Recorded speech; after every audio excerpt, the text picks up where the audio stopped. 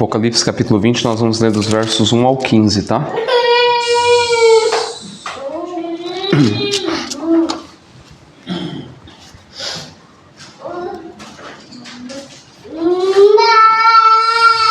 Amém?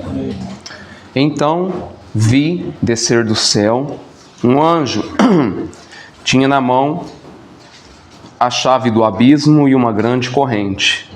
Ele, esse anjo, segurou o dragão, a antiga serpente que é o diabo, Satanás, e o prendeu por 1000 anos. Lançou-o no abismo, fechou e pôs selo sobre ele, para que não mais enganasse as nações até se completarem os 1000 anos. Depois disto é necessário que ele seja solto pouco tempo. Vi também tronos. Nestes sentaram-se aqueles os quais foi dada a autoridade de julgar. Vi ainda as almas dos decapitados, tá? Enfatizar aí, almas dos decapitados, por causa do testemunho de Jesus, bem como por causa da palavra de Deus, tantos quantos não adoraram a besta, nem tampouco a sua imagem, e não receberam a marca na fronte e na mão, e viveram e reinaram com Cristo durante 1000 anos. Os restantes dos mortos não reviveram até se completassem os 1000 anos. Esta é a primeira ressurreição. Bem-aventurado e santo é aquele que tem parte na primeira ressurreição. Sobre esses, a segunda morte não tem autoridade, pelo contrário, serão sacerdotes de Deus e de Cristo e reinarão com ele os 1000 anos. Quando, porém, se completarem os 1000 anos, Satanás será solto da sua prisão e sairá a seduzir as nações que há nos 4 cantos da terra, Gog e Magog, a fim de reuni-las para a peleja. O número dessas é como a areia do mar. Marcharam então pela superfície da terra e sitiaram o acampamento dos santos e a cidade querida. Desceu, porém, fogo do céu e os consumiu. O diabo, o sedutor deles, foi lançado para dentro do lago de fogo e enxofre, onde já se encontram não só a besta, como também o falso profeta, e serão atormentados de dia e de noite pelos séculos dos séculos. Vi um grande trono branco e aquele que nele se assenta, cuja presença fugiram a terra e o céu, e não se achou lugar para eles. Vi também os mortos, necros do grego, os grandes e os pequenos, postos em pé diante do trono. Então se abriram livros, ainda outro livro, o livro da vida foi aberto. E os mortos foram julgados segundo as suas obras, conforme o que se achava escrito nos livros. Deu mar os mortos que nele estavam, a morte e o além entregaram os mortos que neles havia, e foram julgados um por um segundo as suas obras. Então a morte e o inferno foram lançados para dentro do lago de fogo. Esta é a segunda morte, o lago de fogo. E se alguém não foi achado inscrito no livro da vida, esse foi lançado para dentro do lago de fogo. Amém? Pai, nós te agradecemos pelo teu santo amor, nós te agradecemos pelo cuidado, ó Pai, porque a tua palavra diz que o Senhor nos ensinaria, e nós cremos nessa promessa, Senhor. Abra o nosso entendimento, Senhor, encha-nos com teu Santo Espírito. Eu não sou nada, eu não sou ninguém, mas o Senhor é todo poderoso, o Senhor é o mais sábio, mais douto do que qualquer pessoa aqui dentro desse recinto, Senhor. E eu te peço, ensina-nos, Senhor. Abra os nossos olhos para que nós venhamos a contemplar as maravilhas da tua lei. A tua palavra é muito pura, por isso teu servo ama. A tua palavra é tão preciosa, a luz da tua palavra dá entendimento aos simples. E, Pai, eu te peço, dá-nos entendimento, Senhor, para compreender o que o Senhor tem a nos dizer através desse texto, bem como todo o livro de Apocalipse, Senhor. Ajude-nos, Deus. Ajude-nos, precisamos da tua presença, Senhor. Esse livro vai contar a nossa história futuramente, posteriormente, Precisamos, Senhor, ter os olhos abertos, ajude-nos, precisamos da Tua presença. As Tuas palavras são espirituais, elas não se discernem naturalmente. O homem natural não compreende as coisas do Espírito e não pode entendê-las, porque elas se discernem espiritualmente. Mas a Tua palavra diz, porém, nós, temos a mente de Cristo. Senhor, eu te peço, dá-nos a mente de Cristo neste exato momento, Senhor, para compreender a Tua palavra e, acima de tudo, guardá-la e aplicá-la dentro dos nossos corações. Ajude-nos, Deus, aumente a nossa fé em Ti, que seja o Senhor falando aos nossos corações, que seja o Senhor falando, que nada e ninguém tome a nossa atenção neste exato momento. Eu peço isso no poder e na força do Teu Santo Espírito, Deus. Ajude-nos a compreender, a assimilar e a entender o que o Senhor tem a nos dizer nas grandezas que estão descritas nesse texto, Senhor. Eu peço isso, Senhor, humildemente, em nome do Teu Filho Jesus Cristo, o nosso único, eterno e suficiente Salvador. Amém e amém.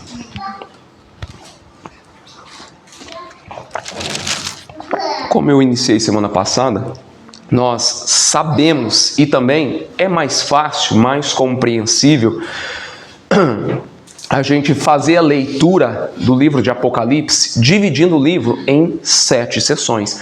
Por que, Derek, 7 sessões? 7 sessões são 7 epístolas, 7 pequenos livros, trechos do Senhor contando desde a sua primeira vinda até a segunda vinda. Lembrando, tá? As 7 sessões, todos os 7 acontecimentos, fala da segunda vinda do Senhor Jesus Cristo, do juízo final e da glorificação dos corpos da igreja de Deus, bem como o reinado de Cristo eterno, quando Ele entrega o seu reino para Deus e Pai. Então fica mais compreensível a gente entender o livro de Apocalipse assim. Tá? São divididos então em 7 sessões, como eu citei na semana passada. A primeira sessão, as 7 igrejas, ou 7 candeeiros. João vai dar instruções às 7 igrejas da Ásia Menor: Éfeso, Esmirna, Pérgamo, Tiatira, Sardes, Filadélfia e Laodiceia. Tá? E instruções específicas a esta igreja. A segunda sessão fala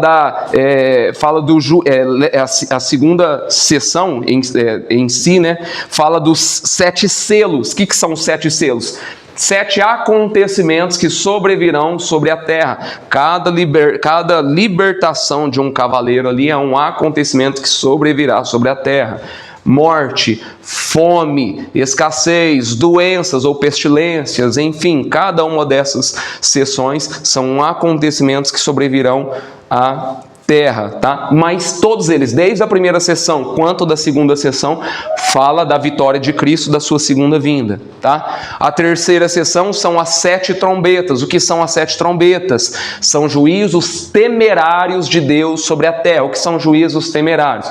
Deus vai trazer juízo sobre a terra, mas vai atacar 1/3 do mar, 1/3 dos rios, 1/3 dos homens, 1/3 das florestas, enfim, e dos rios, e 1/3 também das áreas celestiais, sol, lua, né? Enfim, as estrelas, né?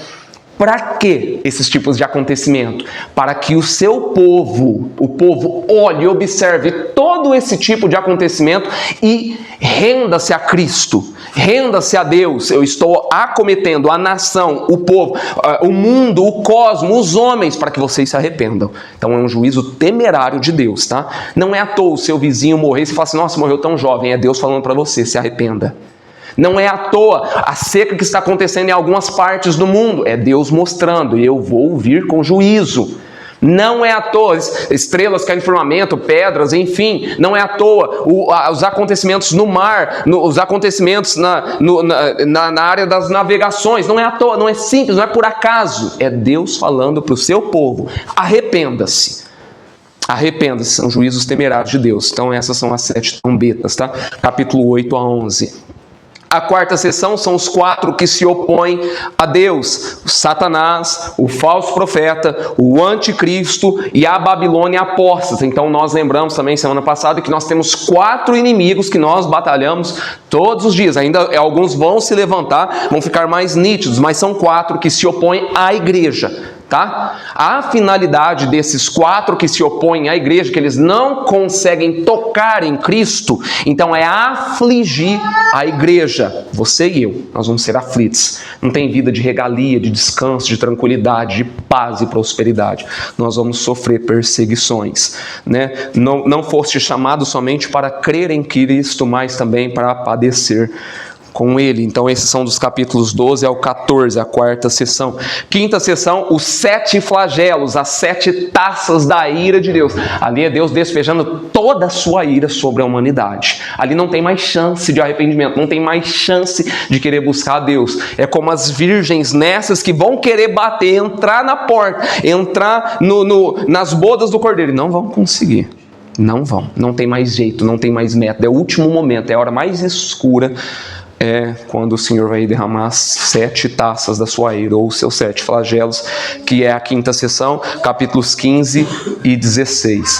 A 6ª sessão é a queda derrocada dos 4 que se opõem a Deus. Lógico, isso é nítido, o mal não prevalece, o mal não subsiste, as trevas não sobrepujam a luz. Lógico, eles vão cair sim. É a 6ª sessão, a queda dos 4 que se opõem a Deus, a queda de Satanás.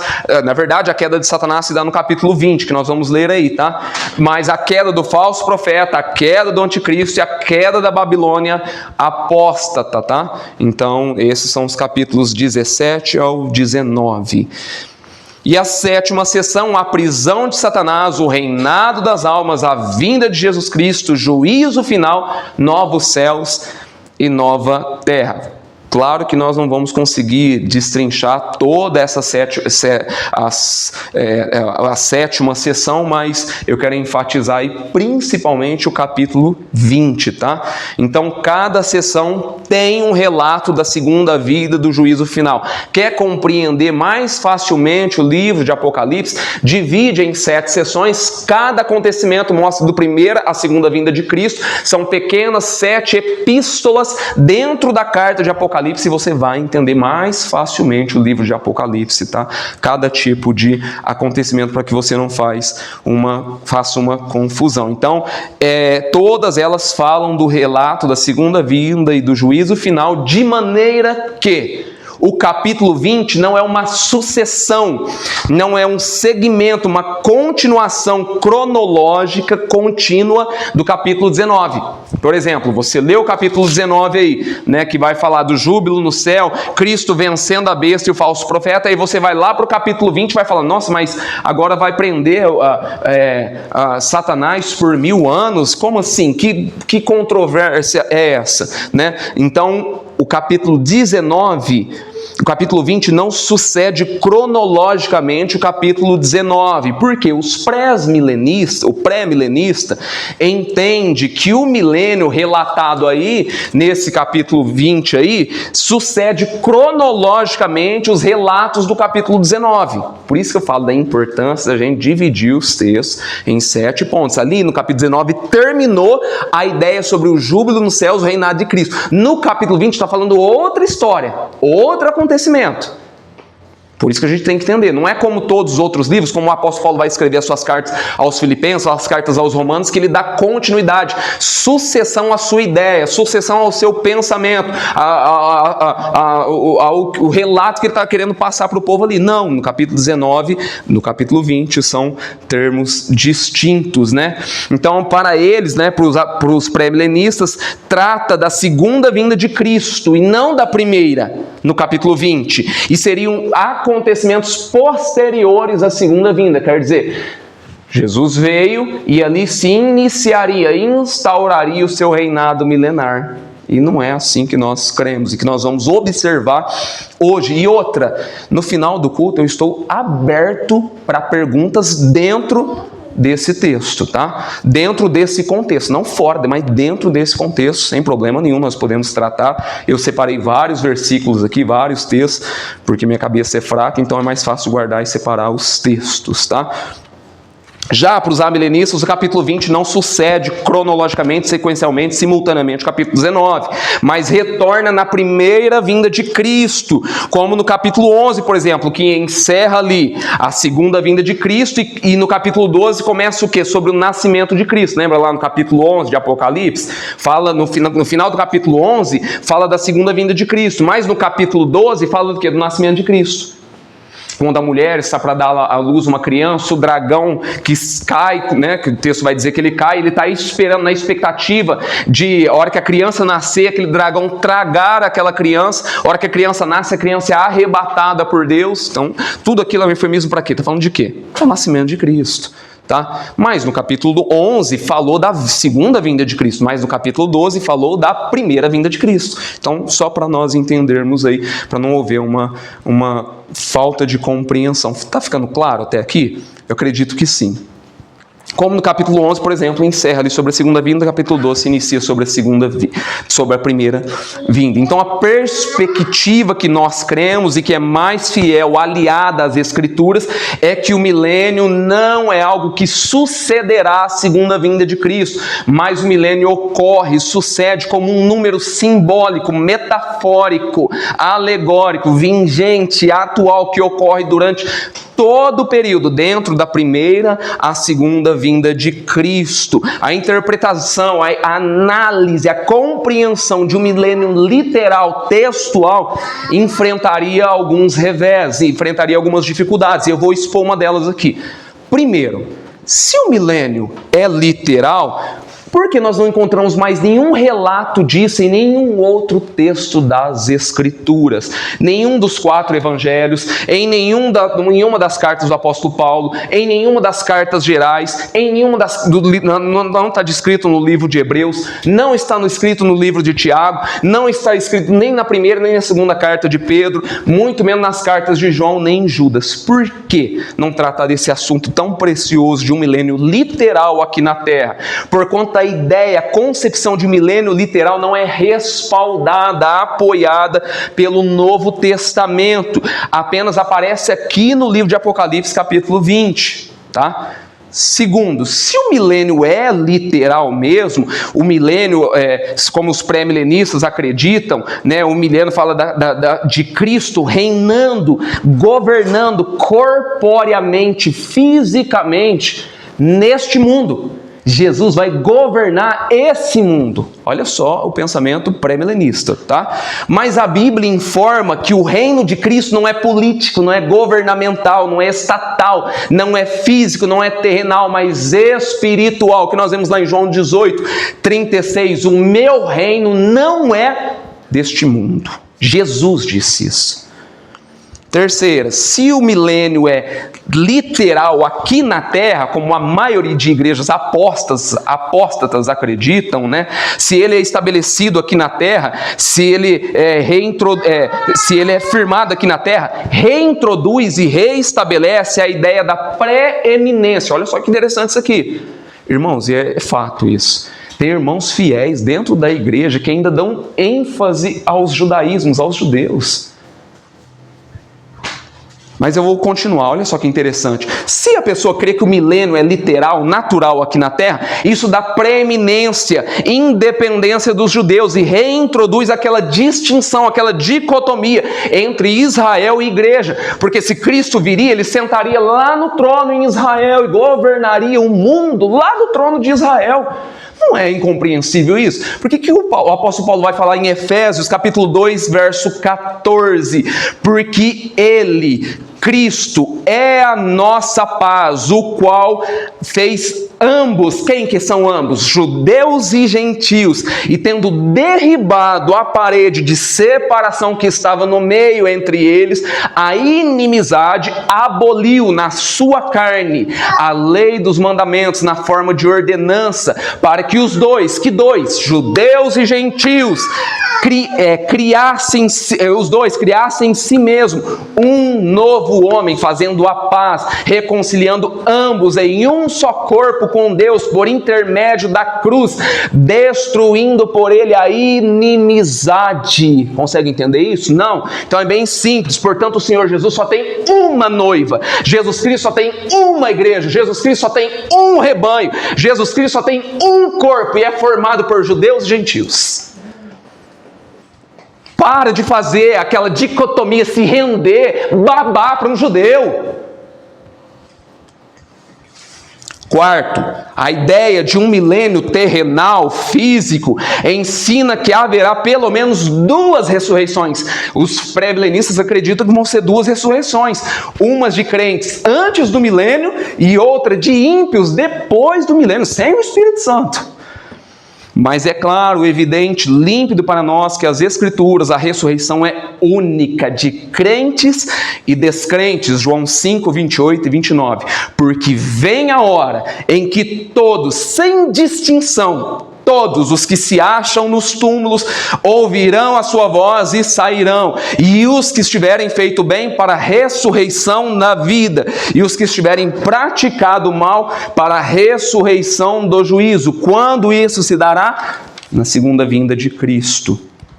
Quinta ideia, se o milênio é literal, gera uma grande dificuldade, um paradoxo da convivência, coexistência de Cristo glorificado. Presta atenção, se o reino é milenar aqui na terra, Cristo vai estar glorificado, sentado num trono lá em Israel. Olha só a ideia. E com santos glorificados aqui na terra, mas esses santos glorificados aqui na terra, tendo harmonia, convivendo com gente que não é glorificada.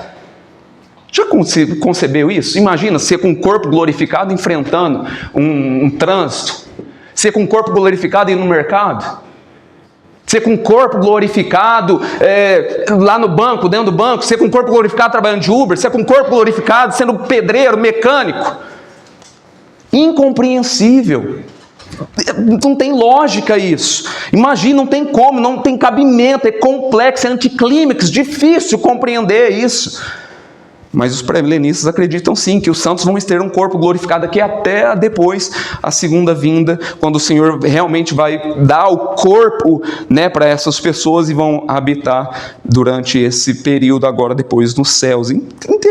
Incompreensível isso. Mas sexta ideia, como conceber as ideias que as nações, porque olha, isso a gente tem que entender, que eles leem o texto de Apocalipse capítulo 19, subsequente capítulo 20. Então, cada acontecimento, cada parágrafo que a gente acabou de ler vai acontecer sequencialmente na ideia deles, tá? Então, olha só que interessante. Como conceber a ideia que as nações, estando sobre o domínio, o reinado, o governo de Cristo durante 1000 anos, de repente, do nada, essas nações começam a se rebelar com Cristo, glorificado lá em Israel, para declarar guerra contra ele, porque se fosse isso, essa guerra de Gog e Magog, seria com o Senhor brigando, uma guerra contra o Senhor Jesus Cristo lá em Israel. Jesus reinando em Israel, levanta-se várias nações, vários reis, e começa a combater, lutar, brigar com Cristo lá em Israel.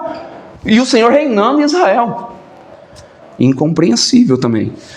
Para declarar guerra contra ele, meio adverso, antagônico, não tem noção isso. Peraí, se Cristo está reinando, ele tem todo o poderio, toda a majestade, como vai se levantar nação contra ele, povo contra ele, e corpo glorificado, os santos glorificados coexistindo com pessoas que não são glorificadas? Então, controverso, muito difícil de acreditar na ideia pré-milenista. Mas nós vamos entrar na exposição do texto aí, então, para ficar mais compreensível e dividir esses 15 versículos. Eu gosto de dividir para que a gente entenda mais facilmente, tá?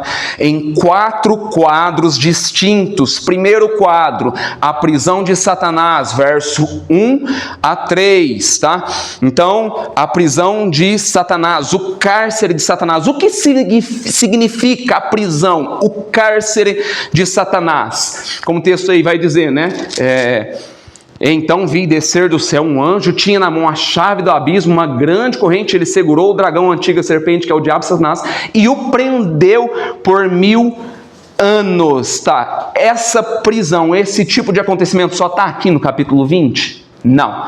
Está lá em Apocalipse capítulo 9, verso 1. Está em Apocalipse capítulo 9, verso 11. Apocalipse capítulo 11, verso 7. E também nessa passagem de Apocalipse capítulo 20, verso 1. Que nós vemos que existe um poço do abismo, tá? Que esse poço tem uma tampa. Esse poço pode ser aberto. Esse poço pode ser fechado. Que esse poço pode ser selado. Então olha o que está escrito aí. Como o texto vai dizer. Então vi descer do céu um anjo, tinha na mão a chave do abismo, uma grande corrente. Esse anjo segurou o dragão, a antiga serpente, que é o diabo, Satanás, e o prendeu por 1000 anos. Lançou no abismo, fechou e pôs selos sobre ele. Isto não é uma linguagem, uma expressão literal, mas simbólica, alusiva. Como você coloca um dragão de 10 cabeças, 7 chifres, 7 diademas, amarra ele com a corrente e joga dentro de um poço? Isso é espiritual. Como é que você prende um espírito com corrente? É lógico, é uma alusão, nós vamos observar isso, tá? Como praticamente todo o livro de Apocalipse são símbolos, são emblemas de imagens visuais. Satanás é um dragão grande, vermelho, com 7 cabeças, 10 chifres, 7 diademas. E lógico, isso é incompreensível, são símbolos, efígies, significados. Se o diabo é um espírito, e ele é, pois os anjos são espírito, o diabo é um anjo caído, você prende, aprisiona um espírito com corrente, joga ele num buraco, bota uma tampa e coloca um selo. O que significa isso? Qual que é a ideia disso? O que ele está querendo trazer sobre isso? Que esse ser maligno, Satanás, que é o diabo, Satanás, a antiga serpente, ele tem sua autoridade, seu poder, sua influência, seu domínio restringido, limitado, reduzido. Tá? Essa é a ideia da prisão de Satanás. Entenda, não significa que ele está inativo, que ele não atua mais, mas ele está limitado, cerceado, tá? Deus pôs limites a ele, Deus pôs bordas a ele, Deus pôs extremidades. Derek, quais são as extremidades que Deus colocou para ele? Quais são os limites que Deus colocou sobre Satanás? Está aí no verso 3. Para que não mais enganasse, seduzisse as nações. O que isso significa? Por isso, a importância, o valor da correlação, do estudo, do deleite nas Escrituras. Por que a gente tem que fazer correlação, comparar texto com texto?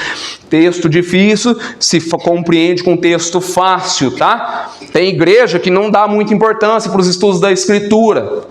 Por isso que é enganada facilmente por qualquer vento de doutrina, vai qualquer tipo de igreja, adora qualquer falso profeta, falso mestre, e ouve qualquer tipo de asneira, por falta de deleite, de estudo, de prazer nas Escrituras. O que o Novo Testamento nos ensina acerca da prisão de Satanás? Isso tem a ver com a primeira vinda ou com a segunda vinda de Cristo? Então vamos observar. Mateus 12, 28 e 29, Lucas 11, 21 e 22, Marcos 3, 27. Essas 3 passagens falam a mesma mensagem. Se, porém, mensagens do Senhor Jesus Cristo, eu expulso demônios pelo Espírito de Deus, certamente chegará o reino de Deus. Certamente, posteriormente, chegará ao reino de Deus. Não, certamente é chegado o reino de Deus. O reino já é vingente, gente, isso é muito claro aqui. Certamente, se o Senhor está expulsando demônios pelo poder do Espírito de Deus, certamente é chegado o reino de Deus, é chegado o reino de Deus sobre vós. Ou como pode alguém entrar na casa do valente? Onde que é a casa do valente? Apocalipse 12, 12. Ai da terra e do mar, pois o diabo desceu até vocês, cheio de fúria, sabendo que pouco tempo lhe resta. Onde é a casa de Satanás? Efésios 2, capítulo 2. O príncipe da potestade do ar, que agora atua nos filhos da desobediência. Satanás está na terra, quer seduzir, destruir, acabar com a igreja, perseguir a igreja. É a casa dele aqui. Olha só que interessante. Se eu, porém, expulso pelo Espírito de Deus, certamente é chegado o reino de Deus sobre vós. Ou como pode alguém entrar na casa do valente? Quem entra na casa do valente? o Senhor, o Verbo se fez carne, habitou entre nós, cheio de graça e de verdade. Vimos sua glória, glória como do unigênito do Pai. Quem que veio aqui corporeamente, se fez carne? Cristo. Na casa de quem? Do valente. Quem que é o valente? Satanás. Não precisa nem desenhar. Está muito claro, o diabo é o valente, só que Jesus vem para roubar-lhe os bens. Agora eu te pergunto, que bens são esses? Quais são os bens? São almas, são pessoas que estão cativas. Lembra lá, Lucas 13:16, uma mulher que estava encurvada, 18 anos, presa, cativa por Satanás. Quem liberta ela? Jesus Cristo. Lembra lá o endemoniado de Gadara, lá em Marcos capítulo 5, verso 14, o demônio controlava a vida dele, arrastava ele para lá, o homem não conseguia dormir, o homem não conseguia beber uma água. Quem liberta ele? Quem que vai lá? Entra na casa do valente, saqueia aquele homem, salva aquela alma. Jesus Cristo. Meu Deus, é muito claro. Aqui roubou.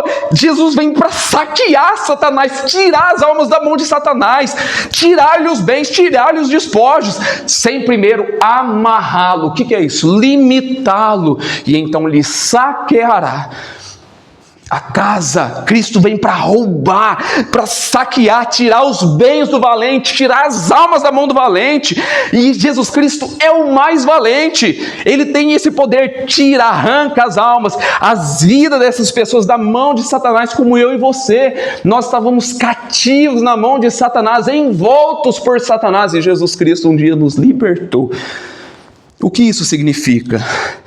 Que o diabo, Satanás, ao ser preso, restringido, limitado, ele não tem condições de impedir que uma pessoa que Deus escolheu, por quem Cristo morreu, chamado pelo Evangelho, seja impedido de crer, de confiar, de render-se no Senhor Jesus Cristo. É Jesus que amarra, Jesus limita, Jesus prende o valente e faz isso na sua primeira vinda. Não na segunda. João 12, 31 e 32, chegou o momento de ser julgado este mundo, Jesus diz isso, e posteriormente, futuramente, não, e agora, não a palavra do grego, neste tempo, neste exato momento, o seu príncipe será expulso. Olha só o texto, e eu quando for levantado na terra, Satanás vai atrair para eles, todos atrairei a mim. Como que nós vamos olhar para Cristo, crer nele, sem ser seduzido? Porque Satanás foi limitado. E agora nós conseguimos crer. Imagina se Satanás não fosse limitado. Você acha que você estaria aqui? Você acha que você ouviria o Evangelho? Você faria qualquer outra coisa. Você estaria entregue aos seus próprios desejos. Você acha que as Escrituras estariam na nossa mão? O diabo não pode impedir isso, glória a Deus por isso. Se o diabo pudesse fazer isso, eu e você, nós não estaríamos aqui essa noite, nós não creríamos no Senhor Jesus Cristo, nós não teríamos sido alcançados pela graça, nós não teríamos sido lavados pelo sangue do Cordeiro, nós não teríamos sido selados pelo Espírito Santo da promessa, e o nosso nome não estaria no livro da vida, porque Satanás não deixaria que essas pessoas chegassem ao arrependimento. Seu poder foi cerceado, limitado, restringido. Esse é o ponto. O que significa então, no verso 3, o final aí, é necessário, como ele vai dizer aí, né? Então se ele foi cerceado, se ele está limitado, ele não pode usar todo o teu poder, ele foi limitado, ele não pode atuar com todo o seu poder. O que está dizendo aí no verso 3 então? Porque é necessário, mister, que ele seja solto, liberado por um pouco de tempo. O que significa esse pouco de tempo em que Satanás será solto? Depois do milênio, tá? Depois do milênio. Então a Bíblia usa algumas expressões, aspectos aí para definir esse momento final que vai anteceder a volta do Senhor Jesus Cristo. Quais são os 4 pontos que antecedem a vinda do Senhor Jesus Cristo? Tá? Todo cristão deveria saber disso, tá? Todo cristão. Primeiro ponto que antecede a vinda do Senhor Jesus Cristo, a apostasia, 2 Tessalonicenses 2:3. Segundo ponto que antecede a volta do Senhor Jesus Cristo, a grande tribulação, Mateus capítulo 24, versos 29 a 30. Terceiro ponto que antecede a vinda do Senhor Jesus Cristo, a manifestação do homem da iniquidade, 2 Tessalonicenses 2:7, o anticristo. Quarto ponto que antecede a volta do Senhor Jesus Cristo: o pouco tempo de Satanás aqui na terra, o qual ele vai ser solto, vai ter todo o seu poder liberado. Se possível fosse, enganaria até os eleitos. Então essas 4 expressões indicam, apontam a mesma realidade, o mesmo fato, para o momento final de uma perseguição atroz, terrível, desumana, onde Satanás usa todo o seu poder, todo o seu arsenal, toda a sua fúria para perseguir, martirizar, flagelar a igreja, tentar tocar no cordeiro, mas não vai conseguir, ele vai tocar na igreja. Então são esses os 4 pontos que antecedem a vinda do Senhor Jesus Cristo: apostasia, grande tribulação, manifestação do homem da iniquidade, e esse pouco tempo que Satanás tem aqui na terra. Então, durante esse pouco período que ele vai ser solto aí, é o período onde ele vai tentar vai destruir, vai haver guerras, mortes, enfim, todo aquele tipo de acontecimento que está previsto antes da vinda do Senhor Jesus Cristo. Mas o que significa essa expressão, essa ideia? 1000 anos. Por que 1000 anos? Como todo texto é representativo, simbólico. O que é representativo e simbólico, Derek? O abismo é representativo, o poço é representativo, a corrente é representativa, a prisão é representativa, o selo é representativo, a tampa do poço é representativo, o milênio também é uma linguagem simbólica, alegórica. É um período completo, íntegro, pleno, que vai da primeira à segunda vinda de Cristo. É o número 10 cubicado, o exato período em que as almas estarão reinando com Cristo. Exemplo, o que acontece quando uma pessoa, um crente, morre hoje? Como tem pessoas que não acreditam nisso, gente? O que acontece com um cristão que morre hoje? 2 Coríntios 5:8. Morrer é deixar o corpo e habitar com Cristo. Filipenses 1:23. Morrer é partir para estar com Cristo, que é incomparavelmente melhor. Lucas 23:43, o que Jesus diz para o ladrão na 1/10 hora da sua vida, aquele que estava à sua direita, que se arrependeu no último momento da sua vida: hoje mesmo estarás comigo no paraíso. Então, quando um cristão morre, se você não estudou um pouco sobre isso, Hebreus 12:23, o espírito desse cristão é aperfeiçoado para entrar na glória. Hebreus 12:23, tá? Nesse exato momento, a alma começa a reinar com Cristo no céu. Você morre, o teu corpo volta para o pó. Jesus vai dizer o quê? João 6:63.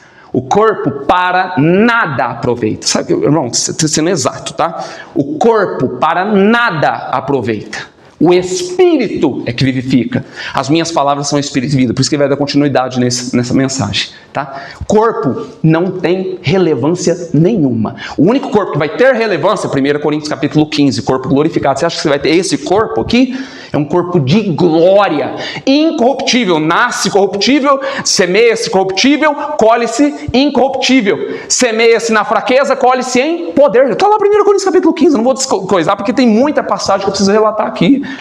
Não é, vocês acham que a ideia é o corpo glorificado, além da sua imaginação, além do seu intelecto, inefável.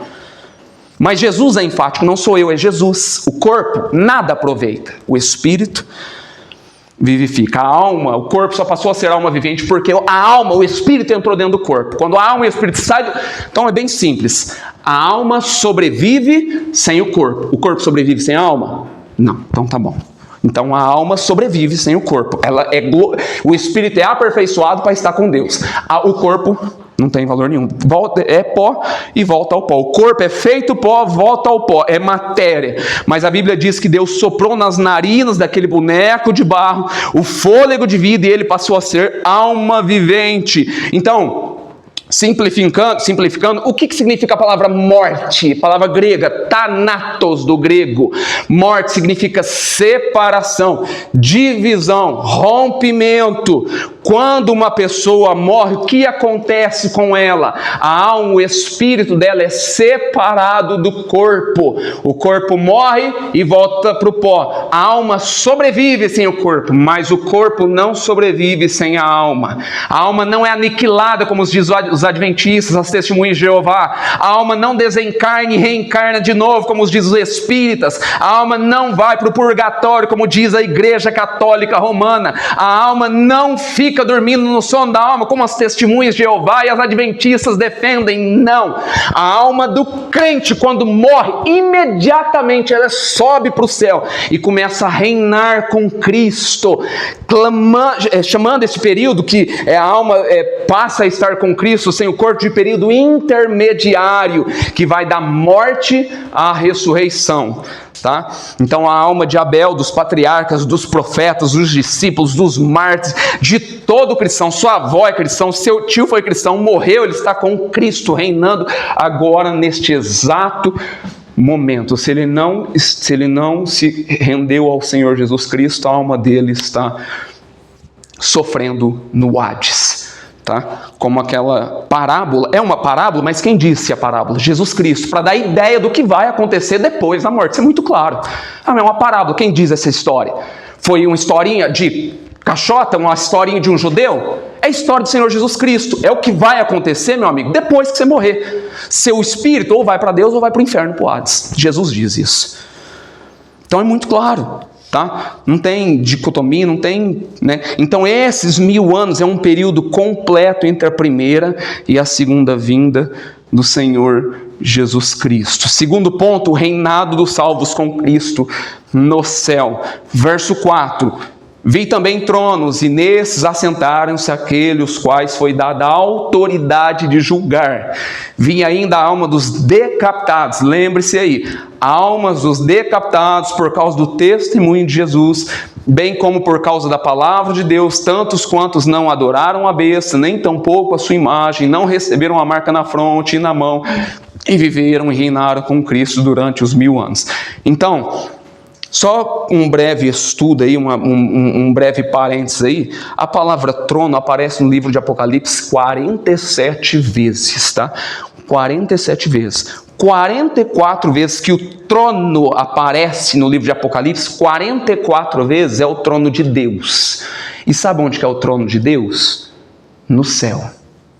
44 vezes aparece trono, e trono, esse trono que está relatando em Apocalipse, 44 vezes que aparece, é o trono de Deus nos céus. E todas as vezes que ele aparece, o trono de Deus é o trono de Deus no céu. Só 3 vezes aparece trono aqui na terra. Apocalipse 2:13, Apocalipse 13:2, Apocalipse 16:10. Todas as 3 vezes que ele aparece na terra, ele é o trono do anticristo e o trono do diabo. Você acha que Jesus vai reinar aqui num trono na terra? Não, o trono dele é celestial, meu reino não é deste mundo, isso aí é muito claro. Portanto, esse reinado aqui de 1000 anos não é aqui na terra, não pode ser, não tem concordância, não tem contexto. Ele trata do período em que as almas, não corpos, almas que estão reinando com Cristo durante a primeira e a segunda vinda dele, essas almas estão nos céus. As mesmas almas que estão clamando lá em Apocalipse capítulo 6, verso 9, debaixo do altar, até quando, Senhor? Clamando para que recebam um corpo glorificado, mas o Senhor vai dar mais aquele período de tempo ali, é o período do reinado das almas. E qual é o propósito? Qual é a missão dessas almas reinando lá nos céus? Vão reinar por reinar? Qual que é a finalidade deles estarem lá? Está descrito aí, verso 4. Eles estão assentados em tronos, e isso é bíblico. Os santos vão julgar as 12 tribos de Israel, Mateus 19:28. Os santos vão julgar o mundo, 1 Coríntios 6:2. Nossa, esse texto, eu até separei rapidamente. 1 Coríntios, olha só isso aqui. 1 Coríntios capítulo 6, olha só, versos 2 e 3. Ou não sabeis, apóstolo Paulo dizendo isso aqui para a igreja de Corinto, uma igreja era imatura, mas recebia o bálsamo, olha só, é Deus dando instrução para eles. Ou não sabeis que os santos hão de julgar o mundo. Ora, se o mundo deverá ser julgado por vós, sois acaso indignos de julgar as coisas mínimas? Quer dizer, vocês têm responsabilidade perante as Escrituras para julgar as coisas mínimas, as coisas que são tratáveis e devem ser tratáveis dentro da igreja. Então ele está fazendo uma alusão ali. Não sabeis que havemos de julgar os próprios anjos? Quantos mais as coisas desta vida? Então, irmãos, estas almas que estão lá nos céus vão julgar as 12 tribos de Israel, Mateus 19, 28. Essas almas que estão lá no céu reinando com Cristo hoje vão julgar o mundo, 1 Coríntios 6, 2, e vão julgar os anjos caídos, 1 Coríntios 6, 3. Jesus promete também lá na igreja, para a igreja de Laodiceia, Apocalipse 3, verso 21 ali, né, o seguinte: ao vencedor dar-lhe-ei sentar-se comigo no meu trono, como também eu venci e sentei com o meu Pai no seu trono. Então eu e você, quando a gente morrer, a gente vai se assentar em tronos para julgar as 12 tribos de Israel, os anjos caídos e o mundo. Quem está lá também? Os mártires, todos aqueles que morreram por causa do testemunho de Jesus, bem como por causa da palavra de Deus. Quem são esses? Todos os crentes, todo crente, todo cristão morreu, está reinando com Cristo lá no céu, aguardando, esperando certamente a segunda vinda de Cristo, quando haverá a ressurreição dos corpos. Então o corpo de glória se unirá com esta alma, que já estará glorificada, para estar para sempre com o Senhor. Por que você está falando, Derek, que essa alma já vai estar glorificada? Acabei de citar, Hebreus capítulo 12, o Espírito vai ser aperfeiçoado, e o corpo, consequentemente, vai ser aperfeiçoado. 1 Coríntios capítulo 15, versos 35 em diante, vai se unir. Corpo perfeito, espírito perfeito, habitar com o Senhor eternamente. Corpo e espírito junto. Corpo, alma e espírito. Muito claro e perfeito isso daqui. Nós vamos habitar, unir com o Senhor, estar com o Senhor pelos séculos dos séculos. Se não, vejamos mais aí, versos 5 e 6. Os restantes dos mortos não reviverão até que se completassem os 1000 anos. Esta é a primeira ressurreição. Bem-aventurado e santo é aquele que tem parte na primeira ressurreição. Esses, a segunda morte, não tem autoridade. Uai, como assim? Pelo contrário, serão sacerdotes de Deus e de Cristo e reinarão com ele 1000 anos. A pergunta é: o que é a primeira ressurreição? Que primeira ressurreição é essa? Como assim? Há duas ressurreições? Existe duas ressurreições? Quem nasce duas vezes, morre uma vez só. Quem nasce uma vez, morre duas vezes. Como assim? Quem só nasceu fisicamente, corporeamente, e não nasceu da água do Espírito, morre fisicamente e morre eternamente. Essa é a segunda morte. Mas quem nasce fisicamente e nasce de novo da água do Espírito, morre uma vez só, morre apenas fisicamente, a não ser que Cristo volte, né? ou seja transladado, arrebatado e transformado para entrar nos céus. Então essa é a primeira ressurreição citada aí, tá? Essa é a primeira ressurreição citada aí no verso 6, capítulo 20 também. Não é só a ressurreição do corpo, é toda a linguagem do Novo Testamento é essa. E quando você e eu recebemos a Cristo, estamos mortos. O texto vai dizer, Efésios 2, capítulo 1, porque vós estáis mortos nos vossos delitos e pecados. Quando você crê no Senhor Jesus Cristo, o que acontece conosco? Nós somos nova criatura, nós nascemos de novo, nascemos da água do Espírito. Essa é a primeira ressurreição. Essa é a primeira ressurreição. Lógico, se você passou pela primeira ressurreição, você não vai passar pela penalidade da segunda morte. Você creu no Senhor Jesus Cristo. Se você não passou pela primeira ressurreição, você vai passar pela penalidade da segunda morte. Vai sofrer eternamente.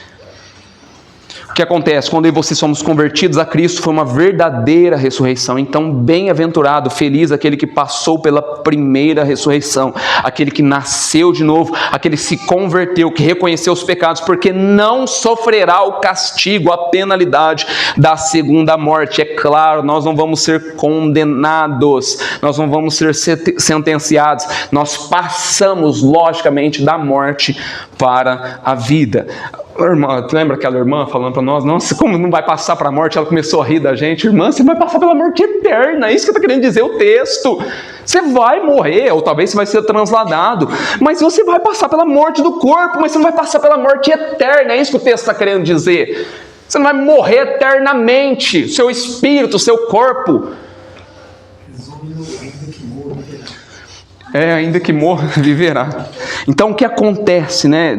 Graças a Deus que nós não vamos passar por essa penalidade da segunda morte. Então essa é a ideia. Se você creu no Senhor Jesus Cristo, você ressuscitou a primeira, essa é a primeira ressurreição. A segunda ressurreição é quando você recebeu o seu espírito glorificado, o teu corpo glorificado se unir e você vai habitar com o Senhor. Esta é a segunda ressurreição. Nós vamos todos passar por essa segunda ressurreição, todos nós. Terceiro ponto, a derrota final de Satanás, versos 7 a 10. Quando, porém, se completarem os 1000 anos, Satanás será solto da sua prisão e sairá a seduzir as nações dos 4 cantos da terra, Gog e Magog, a fim de reuni-las para a peleja. O número dessas é como a areia do mar. Marcharam então pela superfície da terra, sitiaram o acampamento dos santos, a cidade querida, e desceu, porém, fogo do céu e os consumiu. Irmãos, é muito minucioso. Nunca faça isso. Uma acusação, ou falando assim que esse tipo de guerra é esse tipo de acontecimento ou não. A gente tem que entender que esse acontecimento, essa guerra de Gog e Magog, não está descrita somente no Apocalipse capítulo 20. Tem pessoas que acham, nossa, como não? Essa guerra de Gog e Magog não é só, não. Por isso que é importante. Você viu como é que eu citei? São 7 sessões paralelas e simultâneas. Essa guerra de Gog e Magog também está descrita lá em Apocalipse capítulo 16, versos 14 a 21. Essa mesma guerra também está citada lá em Apocalipse capítulo 19, versos 19 a 21. E também em Apocalipse capítulo 20, versos 7 a 10. Não são 3 guerras diferentes. É a mesma guerra. É o mesmo acontecimento. Então para de ficar ouvindo alguma coisa, acreditando em qualquer vento de doutrina, de tirar conclusão precipitada, afoita, sem estudo afinco dessa guerra. Essa guerra é a guerra do Armagedon, é a guerra final, apresentada em sessões diferentes. Lembra que eu falei? O livro se divide em 7 sessões. Então essa guerra também é descrita em Apocalipse 16, Apocalipse 19 e Apocalipse 20, descrevendo o mesmo fato, o acontecimento final antes do ápice da vinda do Senhor Jesus Cristo, tá? Cuidado, não tire conclusões precipitadas. Essa guerra aconteceu, essa guerra vai acontecer, essa guerra está acontecendo. Não, o texto é muito claro e o texto vai dizer que logo em seguida, depois dessa guerra, o sedutor deles foi lançado para dentro do lago de fogo. Quem que é o motim dessa guerra? Quem que levanta, quem que seduz os homens? O Apocalipse 19 é muito mais claro, e Satanás começa a seduzir os reis da terra para se levantar contra essa guerra. Então, lógico, uma guerra final é um último tipo de acontecimento. E você vai ver que o Jesus não precisa nem de arma bélica, não precisa de força humana nenhuma, é só a espada que sai da sua boca e ele começa a destruir, a reger toda essa nação. Você vê que é uma luta espiritual de fato. E que antes de Jesus voltar, não espere um otimismo, uma tranquilidade, um bem-estar irreal, esperando que o mundo vai melhorar, que o mundo vai redimir. A situação será trágica, aguda, intensa. Antes da vinda de Cristo, Satanás levantará com toda a sua força, com toda a sua fúria. Apocalipse 16, 14, mesma guerra. E se dirigem, se infiltram, esses demônios, aos reis da terra, do mundo inteiro, com o fim de ajuntá-los, reuni-los para a peleja, para a batalha, para o conflito do grande dia do Deus Todo-Poderoso. A guerra de Gog e Magog é a última guerra que vai acontecer sobre a terra. E os demônios vão motinar, atacar, cometer os homens para que isso aconteça. Tá? Então, por outro lado, nós não podemos ter sabemos que tudo isso vai acontecer, vai haver uma guerra final, sofrimento final, vai ser intenso, agudo para os cristãos aqui, mas por outro lado nós não podemos ter um pessimismo negativo, doentio, porque a vitória já está garantida, já está assegurada, já está abonada por Deus. O final da história já está escrito, validado. A vitória do Cordeiro e da sua igreja. Pode o diabo espernear, pode o inferno agitar, pode o mundo se rebelar, pode perseguir, massacrar, torturar a igreja, matar, prender os crentes. A vitória já está selada, a vitória já está assegurada. Bendito seja Deus por isso, tá? Então, agora e depois vai falar a cena aí sobre a vitória sobre os inimigos, tá? Que o Senhor vai ter no Apocalipse 19, verso 20, né? Então, essa descrição do aprisionamento da besta, do falso profeta, diz o texto que eles foram lançados vivos para dentro do lago de fogo, que arde com fogo e enxofre. Mas como Satanás é um maioral, o cabeça dessa trilogia maligna, que trilogia maligna? O anticristo, o falso profeta e quem é o cabeça de todos eles?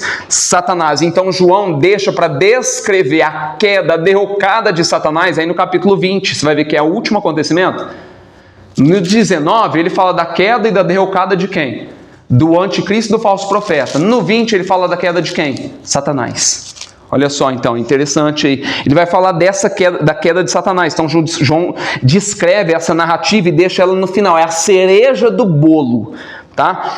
Verso 10, capítulo 20. O diabo, o sedutor deles, foi lançado, jogado para dentro do lago de fogo e enxofre, onde já se encontram não só a besta, como também o falso profeta, e serão atormentados de dia e de noite pelos séculos dos séculos. Não tem aniquilamento. O que tem é penalidade eterna, eles vão ser atormentados de dia e de noite. É claro que o dia e a noite é uma linguagem compreensiva, bíblica, porque lá no inferno não terá dia, não terá noite, é eternidade. A Bíblia fala que eles vão para a condenação, o castigo, a perdição eterna. Lá, como está em Mateus 8:12, em Mateus 22:13, em Mateus 25:30, lá são trevas exteriores. Mateus 25:30 ainda é mais enfático, que as virgens nécias, elas batem lá e não tem mais, o cordeiro não atende elas, e elas foram jogadas, o texto vai dizer, para as trevas exteriores. Mateus 25, verso 30, é muito claro, lá não tem luz, não tem dia, não tem borboleta, não tem flor, não tem água, não tem alegria, não tem prazer, lá é o inferno. Arrependa-se enquanto é tempo. Lá serão banidos, excluídos para sempre, mas não só isso, serão atormentados e afligidos pelos séculos dos séculos. Satanás será atormentado e afligido no inferno. Ele não vai estar com um tridente lá, ele vai ser o comandante do inferno, não, ele vai ser condenado também no inferno. Quarto e último ponto, rapidamente, juízo final, versos 11 a 15, tá? Cristo se assentará no trono como juiz. Vi um grande trono branco, então grande, fala da extensão. Esse trono é o que vai julgar o universo inteiro, o mundo inteiro. E branco revela santidade, justiça, retidão. E aquele que nele se assenta, cuja presença fugiram terra e céu, e não se achou lugar para eles. Imagina, repense, faça uma reflexão da majestade, da grandeza, da honra desse juiz que não tem mácula, que não macula a sua toga, que não mancha as suas vestes sagradas, que nunca deixa se subornar, corromper o reto, o justo juiz, o próprio Cordeiro, o Senhor da igreja, o Salvador da igreja, Jesus Cristo, distinto, separado, único, exclusivo para essa função. Ele é não mais advogado, agora ele é juiz. João 5:22, o Pai a ninguém julga, mas confiou ao Filho todo o julgamento. Agora está na mão de Cristo julgar. Antes ele era o seu advogado. Ele poderia te ajudar, agora ele é o seu juiz nesse dia. Então ele é tão majestoso, tão imponente, tão glorioso, sucinto, que a presença dele, até na presença dele, o céu e a terra fogem com vergonha, constrangidos, ele se recolhe, se encolhe, foge da sua presença, por causa da majestade, da grandiosidade, da santidade desse que vai julgar todo o universo. Aí o segundo ponto, os mortos ressuscitam para o julgamento, verso 12 ao 14. Vi também os mortos, necros do grego, os grandes e os pequenos postos em pé diante do trono. Quem vai estar lá? Crentes e não crentes, grandes e pequenos, ricos e pobres, doutores e analfabetos, ateus e agnósticos, religiosos, todos ficarão de pé para escutar, acatar a sentença. Na verdade, a sentença já foi dada, eles só vão lá para ouvir o veredito, né? O veredito já foi dado, eles só vão ouvir a sentença. Então se abriram livros, não somente livros, mas aí vai dizer, e outro livro, o livro da vida foi aberto, e os mortos foram julgados segundo as suas obras, conforme se achava escrito e relatado nos livros. Então nós vamos entender um pouco sobre isso aí.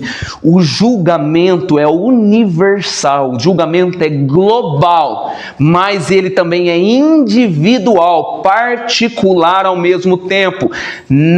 Lá não tem como você julgar a culpa dos seus erros para sua esposa.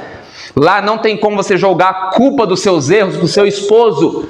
Lá não tem como você jogar a culpa dos seus erros para as pessoas que te influenciaram. Mas influenciou, por isso eu pequei. Eu não sou assim, eu não erro, eu não falho. Ela me influenciou. Não.